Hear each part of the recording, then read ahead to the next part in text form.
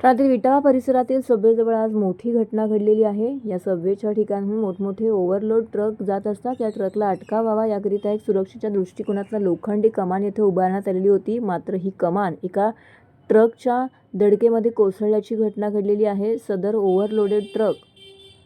Overloaded truck हा तमिळनाडूहून भिवंडीकडे जाणार होता। त्याच्यामध्ये कापडाच्या धाग्यांचे बंडल हे लोड केल्याची माहिती समोर आलेली आहे।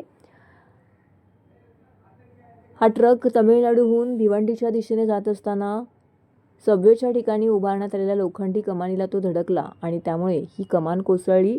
सुदैवाने यामध्ये कोणत्याही प्रकारची जीवितहानी झाली नाही। ही कोसळलेली तुटलेल्या अवस्थेतली कमान जी आहे ती या ठिकाणी बाजूला सारण्यात आली। प्रसंगाचं गांभीर्य लक्षात घेता या ठिकाणी काही काळ वाहतूक थांबवण्यात आलेली होती। काही सामाजिक कार्यकर्त्यांनी पुढाकार घेत प्रसंगाचं गांभीर्य लक्षात घेऊन काही काळ ही वाहतूक थांबवून तुटलेली लोखंडी कमान बाजूला सारली आणि हा मार्ग वाहतुकीसाठी खुला केला आहे। तसंच या ठिकाणी वाहनांना दिशादर्शक असलेले आवश्यक असे फलक लावण्याची मागणी ठाणे महानगरपालिका प्रशासनाकडे या ठिकाणी सामाजिक कार्यकर्ते विजय शर्मा यांनी केलेली आहे। 2:30 वाजता ही गाडी आहे एवढी ओव्हरलोडेड ही आलेली आहे भिवंडीसाठी अनलोडिंगसाठी आणि त्याला काय अंदाज नव्हता का माहिती नाही किंवा त्याला माहिती असून सुद्धा तो दाखवत नाही की मला माहिती आहे म्हणून आणि तिथला तो जो गर्डर असतो सेफ्टी गर्डर तो त्याने रेल्वेचा तो पाडला आणि 2:30 वाजल्यापासून ते आता 3:20 झालेत तोपर्यंत पूर्ण ट्रॅफिक जाम केली होती।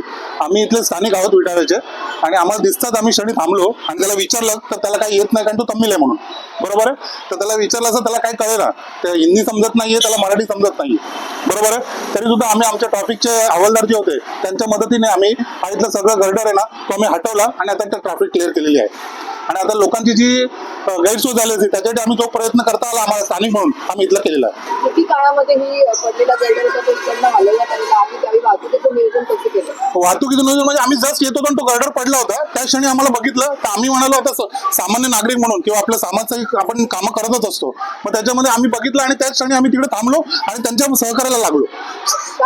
दिली पाहिजे तर पहिली तर गोष्ट त्यांना मराठी येत नाही। आपलं मराठी त्यांना थोडी तरी समजायला पाहिजे त्यांनी मराठी त्याला मराठी येत नाहीये ते बाहेरच्या आहात तुम्ही पण त्याला हिंदी तरी आली पाहिजे ती त्याला येत नाहीये आणि अशा ड्रायव्हरला त्यांनी इथे पाठवलेलं आहे आणि त्यांना समजत नाही काही त्यांच्याशी कम्युनिकेशन कसं करणार आपण त्यांना कुठले आपण आपले जे बोर्ड आहेत त्यांना ते कसं कळणार।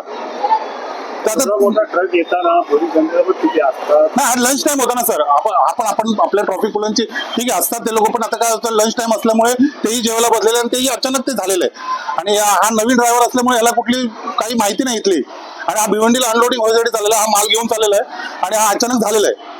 पण आम्ही आता सगळे मिळून म्हणजे ट्रॉफिक हवालदार असो आता गौतम आणि मी माझं नाव विजय वर्मा आहे आम्ही सगळे दिसलं आम्हाला आणि आम्ही पटकन तिकडे मदतीला धावलो आणि त्या सगळ्या सहाय्यतांनी आम्ही रेल्वे पोलिसांना पण कॉल केलेलं तत्काळ त्यांच्याकडे हे नव्हती रसद नव्हती तर ते जे माणूस पाठवला त्यांनी ते पाठवले इथे आता त्याला कोर्टात नेणार आहेत आणि कोर्टातून ते लोक बघतील आता काय त्यांच्या नियमानुसार ते काय करतील पण त्यांनी अजून एक मला रेल्वेला आणि ट्रकवाल्यांना दोनांना सांगायचं आहे की तिकडे जो सेफ्टी गर्डर लावलेला आहे त्याच्यासाठी त्यांनी एक नियम पुढे बोर्ड लावला पाहिजे की एवढा हाईटचा बोर्ड आहे तिथे।